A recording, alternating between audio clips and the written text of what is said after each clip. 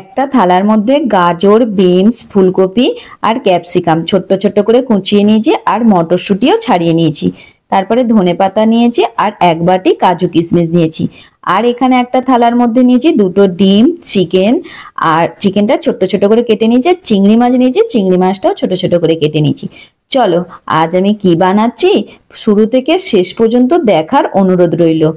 আজ আমি রান্নাটা করছি উনুনের মধ্যে, তাই উনুনের মধ্যে কড়া বসে দিয়েছি। কড়া যেই গরম হয়ে গেছে 2 চামচ সাদা তেল দিয়ে দিচ্ছি, আর দুটো ডিমকে ফাটিয়ে দিয়ে দিচ্ছি। দুটো ডিমকে ফাটিয়ে দেবার পরে খুন্তির সাহায্যে একবারে ঝুরঝুরো করে ভেজে নেব।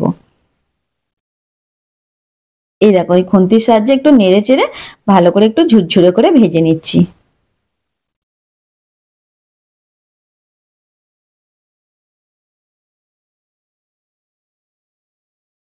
ব্যাস, ডিম ভাজাটা হয়ে গেছে। এরপর একটা থালার মধ্যে তুলে নেব।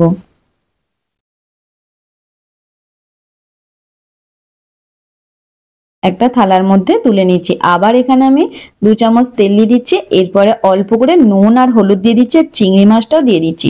চিংড়ি মাছটা একটু ভালো করে ভেজেন, তবে চিংড়ি মাছ খুব বেশি ভালো করে ভাজার দরকার নেই। চিংড়ি মাছ তোমরা তো জানো যে চিংড়ি মাছ বেশি ভাজলে শক্ত হয়ে যায়, তাই আমি 2-1 বার নেড়ে চেড়ে নিয়ে তুলে নেব।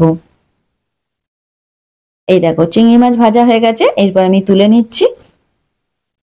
তারপরে চিকেনটা যে নিয়েছি, চিকেনটাও দেখো আমি ছুরির সাহায্যে ছোট্ট ছোট্ট করে কেটে নিয়েছি।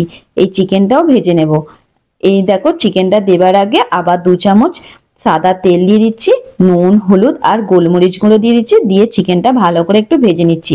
হ্যাঁ, চিকেনটা ভাজতে ভাজতে 1 চিমটের মতন আদা রসুন বাটা দিয়ে দিচ্ছি।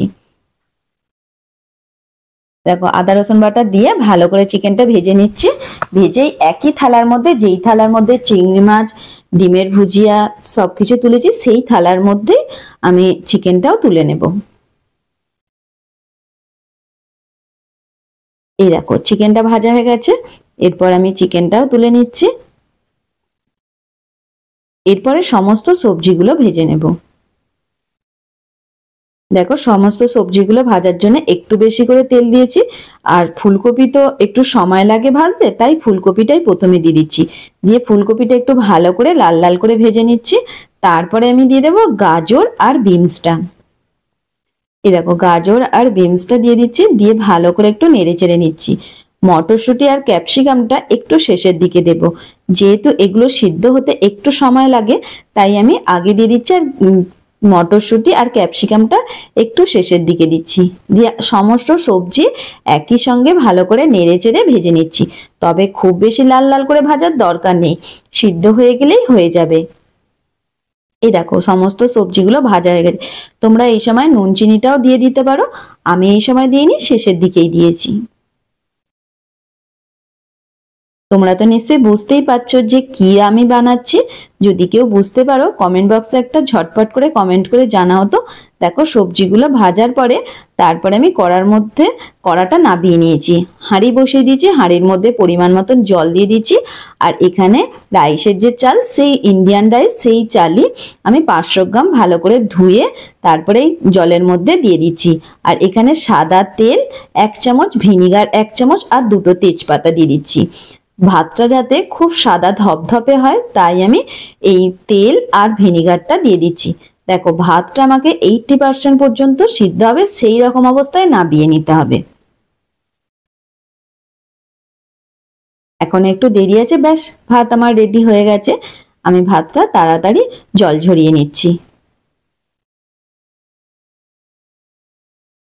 এরপরে আবার আমি কড়া বসিয়ে দিয়েছি, কড়ার মধ্যে একটু বেশি করে ঘি দিয়ে দিচ্ছি। ঘিটা যেই গরম হয়ে গেছে তখন আমি কাজু কিশমিশটা দিয়ে দেব। কাজু কিশমিশটা একটু ভালো করে নেড়ে চেড়ে ভেজে নেব।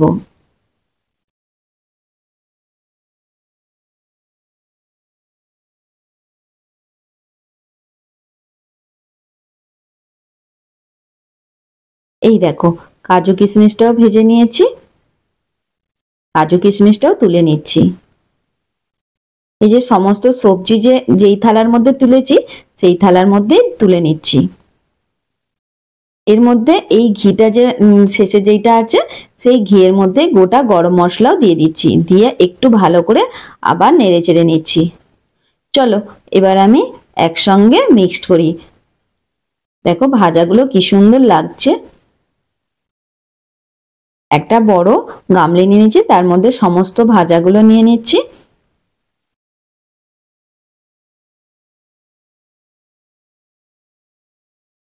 এই দেখো, প্রথমে এই ছিদ্রযুক্ত যে থালাটার মধ্যে যে ভাতটা আমি ছেঁকেছিলাম সেটা এখন ঠান্ডা করতে দিয়েছি, আর এখানে সবজি যে ভাজাগুলো সেগুলো নিয়ে নিচ্ছি একটা বড় গামলির মধ্যে।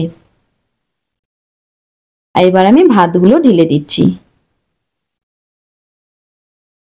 এরপরে নুন চিনিটা তোমরা স্বাদ মতন দিয়ে দেবে, আর যেখানে গোটা গরম মশলা যে ভেজেছিলাম ঘিয়ের মধ্যে সেটাও দিয়ে দিচ্ছি, দিয়ে একসঙ্গে মিক্সড করে নিচ্ছি।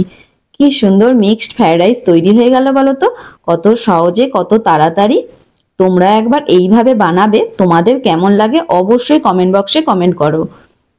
দেখো আমি এখানে নুন চিনিটা যে দিয়েছিলাম তখন ক্যামেরাটা সেই মুহূর্তে বন্ধ হয়ে গেছিল, তাই দেখা হয়নি। তোমরা অবশ্যই নুন চিনিটা ভালো করে পরিমাণ মতনই দিয়ে দেবে। এই দেখো কি সুন্দর দেখতে লাগছে, দেখেই তো জিভেতে জল এসে যাচ্ছে, তাই না বন্ধুরা? তোমাদেরও তো তাই হচ্ছে। এইভাবে তোমরা একবার বাড়িতে বানাবে, তোমাদের কেমন লাগে অবশ্যই আমাকে কমেন্ট বক্সে কমেন্ট করবে। চলো তৈরি হয়ে গেল।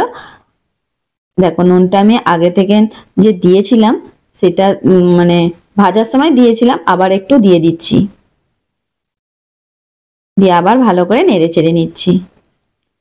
আজ তাহলে আসি, আবার পরের কোনো রান্নাতে দেখা হবে।